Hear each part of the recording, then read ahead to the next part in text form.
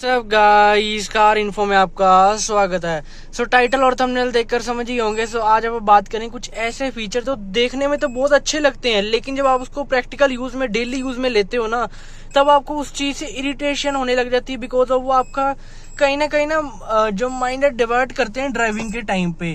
उन फीचर्स की बात कर लेते हैं जो कि देखने में तो बहुत अच्छे लगते हैं। कई लोग उनके कारण जो है टॉप मॉडल्स में चले जाते हैं। इस कारण से मतलब आप कुछ ज्यादा पैसे लगा देते हो। जैसे अब टॉप मॉडल मान के चलो 1 लाख महंगा है, तो आप 1 लाख महंगे वाला मॉडल ले आते हो, लेकिन बाद में आप ये सोचते हो कि यार वही चीज होती तो ज्यादा बढ़िया रहता कहीं ना कहीं। उन चीजों की बात कर लेते हैं। आप कमेंट्स में बताना आपको भी क्या ये यूजफुल लगते हैं फीचर या नहीं लगते। और बाकी एक एक करके मैं आपको बता देता हूँ कौन से फीचर हैं। सबसे पहले तो चलते हैं फ्रंट में और देखते हैं कौन से फ्रंट में फीचर आपको यूजफुल देखने के लिए नहीं मिलते हैं प्रैक्टिकल यूज में। कभी कभार गाड़ी चलाते हो तब तो ठीक है, नहीं तो प्रैक्टिकल यूज में ऐसा ज्यादा वो नहीं होता। फ्रंट से बात कर लेते हैं। फ्रंट से जो है ऑटोमेटिक हेडलाइट्स, यार ये अगली गाड़ी की देख के ना अपने आप लो बीम हो जाती है और शाम को ही चल पड़ती है। ये पहली बात तो शाम को चल पड़ती, चलो वो भी कोई दिक्कत वाली नहीं। अगर सामने से कोई हाई बीम पे आ रहा है, ये लो बीम हो जाएंगी, फिर हाई बीम भी नहीं होती। वहां पर आपको कुछ नहीं दिखेगा। अगले बंदे को तो सारा कुछ दिखेगा, लेकिन आपको कुछ नहीं दिख पाएगा, क्योंकि यहाँ पर आपकी गाड़ी लो बीम कर देगी ऑटोमेटिक। तो ये यहाँ पर इतना यूजफुल फीचर नहीं रहता। देन नेक्स्ट जो फीचर की बात करते हैं, ऑटोमेटिक वाइपर्स। ये वाइपर्स क्या है यार, कई बार तो मतलब है ऐसे ही चलने लग जाते हैं, देखा गया है, या फिर बारिश के हिसाब से सही ढंग से नहीं चलते, स्पीड पे नहीं चलते। जैसे इसको 1 पे चलना चाहिए, लेकिन ये चल रहा है 2 या 3 पे। ऐसी दिक्कत आती है। कई बार इसको चलना चाहिए फुल पर ही है, लेकिन 1 या 2 पे चलता है। तो इसको मैनुअली ज्यादा बढ़िया रहता है। इसको मैनुअली ऑपरेट करने में ज्यादा से ज्यादा 1 या 2 सेकंड ही लगते हैं। तो यहाँ पर इतना ज्यादा यूजफुल नहीं रहता मेरे हिसाब से। थर्ड जो चीज रहती है मेन, ये अनलॉक और लॉक पे हॉर्न। जैसे अभी इसका चल नहीं रहा अच्छी तरीके से, वैसे ये यूजफुल भी है और यूजफुल नहीं भी है। अगर गाड़ी को आप रात को ज्यादा चलाते हो, या फिर आपको चाहिए कि किसी को पता ना लगे मैं जब गाड़ी लेके जा रहा हूँ, तब तो ये जो है आपके लिए ज्यादा यूजफुल नहीं रहेगा। लेकिन अगर गाड़ी मॉल वगैरह में खड़ी है, तब आपको गाड़ी को ढूंढना है, तो ये फीचर बहुत ज्यादा काम में आता है कहीं ना कहीं। ठीक है जी। ये एक अपने पे डिपेंड करेगा कि आपको ये फीचर बढ़िया लगता है या नहीं लगता है। चलते हैं साइड प्रोफाइल पे। यहाँ पर साइड प्रोफाइल पर यार जो चीज रहती है वो है, एक तो होती है कीलेस एंट्री, जो कि बढ़िया रहती है। एक होती है जब आप गाड़ी के पास आते हो ना, गाड़ी अपने आप अनलॉक हो जाती है, गाड़ी से दूर जाते हो गाड़ी अपने आप लॉक हो जाती है। ये फीचर भी कुछ ज्यादा मतलब बढ़िया नहीं लगता। अब मान लो आप पूरे रश में खड़े हो, गाड़ी पार्क की हुई है, आप इस साइड आगे ड्राइवर वाली साइड, उधर से कोई भी गेट से खोल के सामान उठाकर भाग भी सकता है। ये फीचर भी इतना प्रैक्टिकल नहीं रहता कहीं ना कहीं। ठीक है। पहले तो आपको बढ़िया लगेगा, बाद में आपको ये इरिटेट करने लग जाएगा कहीं ना कहीं। नेक्स्ट जो है पीछे की तरफ चलते हैं। जो फीचर्स की बात करते हैं, ऑटोमेटिक टेल जो अपना बूट होता है ये। अब इसका क्या दिक्कत आती है, अब ये एक तो ना जो ऑटोमेटिक होते हैं ये खुलते बहुत स्लो है। जैसे ये अब मैनुअल है ना, ये क्या किया, बटन दबाया अपने आप खुल गया इतना। ठीक है। बंद करना थोड़ा सा जोर लगाओ बस बंद हो गया। लेकिन वो इतने ज्यादा स्लो होते हैं कि आपको टाइम बहुत ज्यादा वहां पर लगाना पड़ता है। या फिर एक और फीचर इसमें क्या दे रखा होता है, ऐसे ना बम्पर पे ऐसे एक जगह दे रखी है, ऐसे पैर मारना होता है तो अपनी डिग्गी जो अपने आप खुल जाती है। वो आधे से ज्यादा टाइम तो वो काम ही नहीं करता फीचर। ठीक है। आपको जो है मैनुअली ही इसको ऐसे दबाकर खोलो, अपने आप बूट खुल जाता है। यहाँ पर ऑटोमेटिक बूट इतना ज्यादा प्रैक्टिकल नहीं रहता। देन अपन गाड़ी के अंदर चलते हैं। गाड़ी के अंदर आते ही सबसे पहले जो है सीट की बात कर लेते हैं। ये अब इलेक्ट्रिक आने लगी कई गाड़ियों में, जैसे टॉप मॉडल्स में। यार ये इतनी ज़्यादा स्लो होती है ना, और यहाँ पर आपका ये टाइम बहुत ज़्यादा ख़राब कर रही है अगर आपको जल्दी है, और ये बहुत ज़्यादा स्लोली जो है एडजस्ट होती है। दूसरी बात, इनकी मोटर की कंप्लेंट है, जल्दी ख़राब भी हो जाती है। अगर मोटर ख़राब होती है तो सीट आप एडजस्ट नहीं कर पाओगे, अगेन आपको एक मोटा खर्चा करना पड़ जाता है। गाड़ी के अंदर बैठते हैं, गाड़ी को स्टार्ट कर लेते हैं पहले तो। यहाँ पर नेक्स्ट जो चीज की बात करें आप, वो रहते जो यहाँ पर स्टीयरिंग कंट्रोल होते हैं ना, कई कंपनियों ने क्या करना शुरू कर दिया, यहाँ पर भी टच देनी शुरू कर दी। अब यहाँ पर यार ये टच इतनी कामयाब नहीं रहती। अब देखो यार, आप गाड़ी चला रहे हो, आप सीधा रोड पे देख रहे हो, अगर आपको यहाँ पर स्टीयरिंग अपना जो है म्यूजिक स्लो करना है या ज्यादा तेज करना है, तो आपको यहाँ पर अपना जो रोड पे जो फोकस है वो हटाकर यहाँ पर स्क्रीन में देखना पड़ता है। लेकिन अब मैनुअल बटन है, मेरे को पता है, मैं ऐसे हाथ रखा, अब मेरे को पता लग गया मेरा साइड वाले पे है, सेंटर वाला दबाना है मैंने, तो ऐसे पता लग जाता है बंदे को मैनुअल में। तो यहाँ पर ये भी एक जो है माइंड को डिस्ट्रैक्ट करती है गाड़ी चलाते हुए। शुरू में तो आपको बढ़िया लगेगा, लेकिन बाद में आपको बेकार लगेगा। नेक्स्ट जो चीज रहती है यार, जो अपना इंफोटेनमेंट स्क्रीन है ना, इसके अंदर ही हेडलाइट्स के कंट्रोल दे देना या फिर अपने एसी के कंट्रोल दे देना एक अलग से डिस्प्ले में। अब आप यार गाड़ी चला रहे हो, अब आपको चाहिए फैन स्पीड ज्यादा करनी, अब आपको इसमें पहले एसी का ऑप्शन ढूंढोगे, एसी का ऑप्शन ढूंढ के उसके अंदर फिर आप फैन स्पीड करोगे। अब गाड़ी में चला रहा हूँ, मेरे को पता है एसी का यहाँ पर बटन मैं ऐसे हाथ लाऊंगा, ऐसे मैं इसको तेज किया, ऐसे मैंने स्लो कर दिया। ये मतलब एक प्रैक्टिकल यूज में रहता है कि हाँ गाड़ी चला रहा हूँ, मेरा रोड से ध्यान नहीं जाएगा, मैं ऐसी फैन स्पीड कम और ज्यादा कर सकता हूँ, एसी ऑन करना है एसी ऑफ कर सकता हूँ, यहाँ पर अपना जो है रीसर्कुलेशन ऑन ऑफ कर सकता हूँ। सो यार ये चीजें ना बटन्स में ज्यादा प्रैक्टिकल कहीं ना कहीं रहती है। डिस्प्ले 2-4 दिन बढ़िया लगती है, उसके बाद नहीं इतनी प्रैक्टिकल रहती। दूसरी बात, गाड़ी स्टार्ट करते हैं कई बार 5-6 सेकंड तक तो वो डिस्प्ले भी नहीं काम करती, ठीक है जी। उसके बाद जो है एक और जो रहता है, डिस्प्ले में ही आपका जो है जीपीएस का फीचर दे देना, उसके अंदर सिम पड़ जाती है और आपका जीपीएस भी फीचर काम करता है। अब खुद बताओ, जिस चोर ने गाड़ी चोरी करनी है, उसको पता नहीं होगा इस गाड़ी में ऐसे फीचर होता है। अब चोर रोज गाड़ियां चोरी करता है, ठीक है, सो उसको पता होगा कि इस गाड़ी में ऐसे होता है, क्योंकि अब देखो इन गाड़ियों की सेंटर लॉकिंग खोलना कोई मतलब ना उनके लिए मुश्किल की बात नहीं है, लेकिन उसके लिए पहले की मुश्किल की बात थी।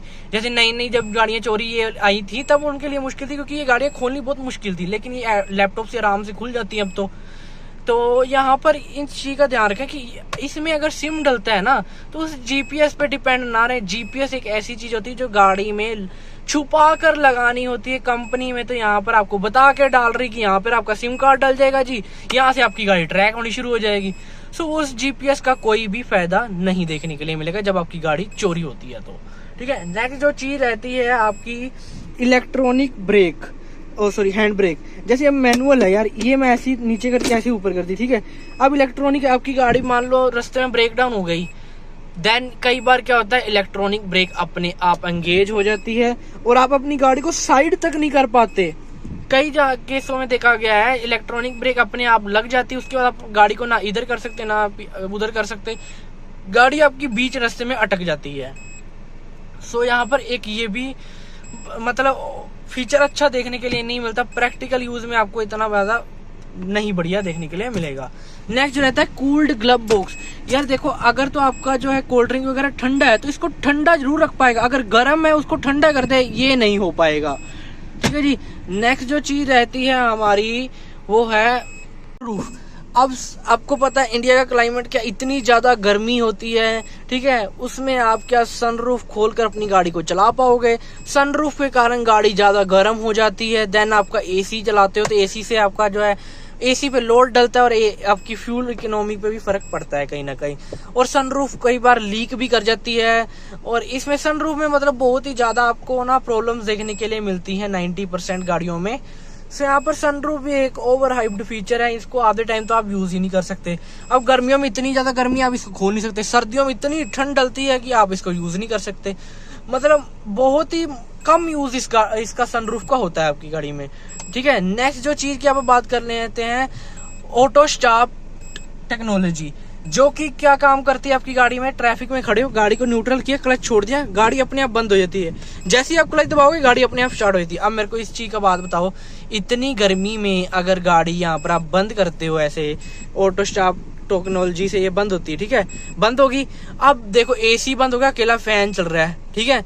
यहाँ पर गर्मी इतनी है कि यहाँ पर आप एक तो पहले गर्मी में मरोगे, ठीक है, उसके बाद गाड़ी स्टार्ट होगी, एसी को दोबारा स्टार्ट होगा और एसी आपका दोबारा कूलिंग करेगा, तो उसको कूलिंग करने में फिर से टाइम लगेगा और आपकी गाड़ी की फ्यूल इकोनॉमी फिर से ज्यादा डाउन होगी, ठीक है। और दूसरी चीज रहती है, इतना ज्यादा ट्रैफिक होता है, जैसे दिल्ली हो गया, यहाँ पर तो इतना ज्यादा ट्रैफिक होता है, बार बार गाड़ी बंद होगी तो गाड़ी की बैटरी जल्दी वीक हो जाएगी, हाँ, अगर कई बार आपकी क्या होता है, गाड़ी की बैटरी डाउन हो जाती है, आप गाड़ी की बैटरी जंप स्टार्ट करा के स्टार्ट तो करा लेते हो, लेकिन यहाँ पर जाते हो आपको आदत बनी हुई, चलो गियर न्यूट्रल किया, क्लच छोड़ दिया, यहाँ पर बैटरी डाउन है, उसके बाद गाड़ी की जो गाड़ी स्टार्ट ही नहीं हो पाती। तो ये भी कहीं ना प्रैक्टिकल यूज में नहीं रहता है। सो यहाँ पर अगर आपको बंद करनी तो आप मैनुअल भी तो कर ही सकते हो। मैनुअल बंद करने में कितना टाइम लगता है, अराउंड 2 से 3 सेकंड्स के टाइम लगता होगा, इससे ज्यादा टाइम लगता ही नहीं। मैनुअली भी गाड़ी को आप बंद करते हैं। तो जो रहता है वायरलेस चार्जर, ये यार वायरलेस चार्जर देखने में तो बढ़िया लगता है, लेकिन प्रैक्टिकल यूज में बहुत ही बेकार है। आप कभी भी अपना जो है फोन वायरलेस चार्जर से चार्ज नहीं करोगे, एक आध बार आप करोगे, आप उसमें ही परेशान हो जाओगे, उसके बाद आप उसको यूज ही नहीं करोगे कभी भी। एक तो पहली बात वो फोन को बहुत ज्यादा हीटअप कर देता है, दूसरी बात इतनी ज्यादा स्लो चार्जिंग होती है उसकी कि वो फोन चार्ज कर ही नहीं पाता। अगर आपका नॉर्मल यूज में मतलब आप घर पे अगर चार्ज लगाते हो तो घंटे में चार्ज हो जाता है ना फोन, तो यहाँ पर वो कम से कम 5-6 घंटे लगाकर चार्ज होगा। मतलब इतनी ज्यादा स्लो स्पीड के साथ अगर आप उसको चार्ज करोगे तो फायदा ही क्या देखने के लिए मिलेगा। इससे बढ़िया कंपनी को क्या करना चाहिए, जैसे कार इन्वर्टर होता है वो गाड़ी में फिट करके देना चाहिए कंपनी से। जैसे अब मैंने इस गाड़ी के सीट के नीचे लगवाया है, तो वो अपनी प्रॉपर ना 220 वोल्ट देता है, ठीक है, घर की जो वोल्टेज होती है वो प्रॉपर बना कर देता है। अब मेरा फोन घर पर 1 घंटे में चार्ज होता है ना, यहाँ पर मेरा आधे पौने घंटे में चार्ज होता है। क्यों? क्योंकि यहाँ पर बिल्कुल 220 चिल रहती, ना कम होती ना ज्यादा होती। अब घर पे क्या फ्लक्चुएट हल्की फुल्की तो होती रहती, जैसे होगी 219 होगी, 215 होगी, 220 होगी, 225 होगी, यहाँ पर 220 स्टिल रहेगी, मतलब कंटिन्यू 220 आएगी। तो आपका फोन भी जल्दी चार्ज होता है। या लैपटॉप चार्ज करना है, लैपटॉप चार्ज भी आप कर सकते हो इससे। तो ये चीज देनी चाहिए कंपनी को कहीं ना कहीं। नेक्स्ट चीज की बात करें अगर आप जो है 2 जोन या 3 जोन क्लाइमेट कंट्रोल, मतलब ड्राइवर साइड वाला अपनी कूलिंग अलग रख सकता है और ये वाला जो को पैसेंजर साइड है वो अलग कूलिंग रख सकता है। अब मेरे को ये बताओ, कूलिंग तो जो गाड़ी में हो रही है वो एक ही हो रही है। अगर ये वाला चल रहा है तो कूलिंग तो गाड़ी में हो रही है ना। आपको फैन स्पीड से दिक्कत होती है। अब फैन स्पीड से अगर आपको दिक्कत है तो आप सिंपली इस एसी वेंट का जो ये दे रखा था इसको ऐसे करोगे ना, एसी वेंट ही बंद हो जाता है। इसमें से अगर थोड़ा सा खोलोगे हल्की हल्की हवा आने लग जाएगी, और खोलोगे थोड़ी और तेज हवा हो जाएगी, पूरा खोल दोगे तो पूरी तेज हवा हो जाती है। सो ये आप जो देख लेते हो कि ये इसमें 2 जोन 3 जोन क्लाइमेट कंट्रोल है, वो इतना प्रैक्टिकल नहीं है। बस एक कस्टमर को जो है ना पागल बनाने के लिए एक चीज दे रखी है। इससे बढ़िया को आप इसको ऐसे करोगे, एसी वेंट बंद हो गया, हल्का सा ऐसे करोगे हल्की हल्की हवा आने लगी, और हल्का करोगे और तेज हो जाती, और तेज हो जाएगी, पूरा खोल दोगे तो। सो मेरे को भी कुछ वो प्रैक्टिकल यूज में लगता नहीं 2 जोन या 3 जोन क्लाइमेट कंट्रोल जो आता है गाड़ियों में। तो नेक्स्ट जो बात करते हैं, ऑटोमेटिक गाड़ियों में जो पैडल शिफ्टर आते हैं इनका भी यूज नहीं होता। 1-2 बार यूज कर लिया, लेकिन 90% क्या 99% आप इसका यूज नहीं करते। कोई महीने या 2 महीने बाद एक आधी बार इसको आप मुश्किल से यूज करते हो। तो मतलब ये भी एक कोई प्रैक्टिकल फीचर नहीं रहता, खास करके सीवीटी ट्रांसमिशन और एटी टॉर्क कन्वर्टर के साथ तो ये बिल्कुल भी काम के नहीं लगते और ये प्रैक्टिकल यूज में भी नहीं आते। नेक्स्ट जो रहता है, ये जो ऐसी फिनिशिंग आती है ना, पियानो ब्लैक फिनिशिंग, ये गाड़ी में बहुत ज्यादा होना यार। ये तो एक तो ना इस पे फिंगरप्रिंट आपकी बहुत जल्दी लगती है, ठीक है। दूसरी बात जो रहती है, इस पे स्क्रैच बहुत जल्दी आ सकते हैं, इसको ध्यान से रखना पड़ता है। और ये गंदे बहुत जल्दी होते हैं, इस पे डस्ट बहुत ज्यादा जल्दी पकड़ते हैं। इसको एक आध दिन बाद ना ऐसे थोड़ा सा कपड़ा इस पे मारना पड़ता है, अगर नहीं मारोगे तो इस पे डस्ट इकट्ठी हो जाती है कहीं ना कहीं। अब जैसे ये अंदर वाली साइड पूरा पियानो वाला फिनिशिंग है, अंदर भी सारा ये अपना जो है डस्ट इकट्ठी हुई पड़ी है। जैसे अब इसको एक आध दिन हो गया गाड़ी को साफ नहीं किया। सो ये इसको पियानो ब्लैक कहते हैं या ग्लोसी ब्लैक कहते हैं, मेरे को प्रॉपर नहीं पता, कमेंट में बता देना। लेकिन इसमें ये कंप्लेंट है कि ये जो है अपने गंदे बहुत जल्दी होते हैं और इन पे फिंगरप्रिंट्स के जो निशान भी बढ़ जाते हैं और स्क्रैचेस वगैरह भी बहुत जल्दी आते हैं इन पे। नेक्स्ट जो चीज रहती है यार, ये मतलब जो अपने पावर विंडो कंट्रोल है ना, ये कई गाड़ियों में ना यहाँ पर डोर पे ना देखिए ना, कहीं यहाँ पर दे देते हैं, कई लोग यहाँ पर दे देते हैं, कई लोग इधर दे दिए, ये कई लोग तो डिस्प्ले में ही डालने लग गए उसको भी। तो यार वो भी इतना प्रैक्टिकल नहीं रहता। जो डोर पे है ना वो ज्यादा चीज प्रैक्टिकल रहती है। ये पावर विंडो हो गए या फिर आपके ORVMs के कंट्रोल हो गए, ये डोर पे ज्यादा प्रैक्टिकल कहीं ना कहीं रहते हैं। यहाँ पर आप अगर इधर दे देते हो ना तो भी आप इतने प्रैक्टिकल नहीं लगते ये चीजें। सो इस चीज का ध्यान रखना कि ये ज़्यादा प्रैक्टिकल यहीं लगते हैं, क्योंकि शुरू से यहाँ पर ही आपका हाथ जाता है। अगर आपको पावर विंडो यूज़ करनी है ना, आपका सीधा हाथ ही यहाँ जाता है, ना कि यहाँ पर जाता है। सो ये यहाँ पर देने का भी कोई प्रैक्टिकल यूजेज इतनी होती नहीं उसकी। उसका भी यार माइंड डिस्ट्रैक्ट करता है कहीं ना कहीं गाड़ी चलाते हुए। सो यार ये कुछ फीचर्स हैं जो कि गाड़ी में चलाते हुए डिस्ट्रैक्ट करते हैं। इतने बढ़िया नहीं है प्रैक्टिकल यूज में, लेकिन देखने में आपको बढ़िया देखने के लिए मिल जाते हैं कहीं ना कहीं। कोई एक दो फीचर छूट गया हो तो मेरे को कमेंट्स में बताना कौन कौन से फीचर्स हैं, और कैसी लगी आपको आज की वीडियो। अच्छी लगी लाइक कर देना, चैनल को सब्सक्राइब कर देना। Thank you for watching, bye.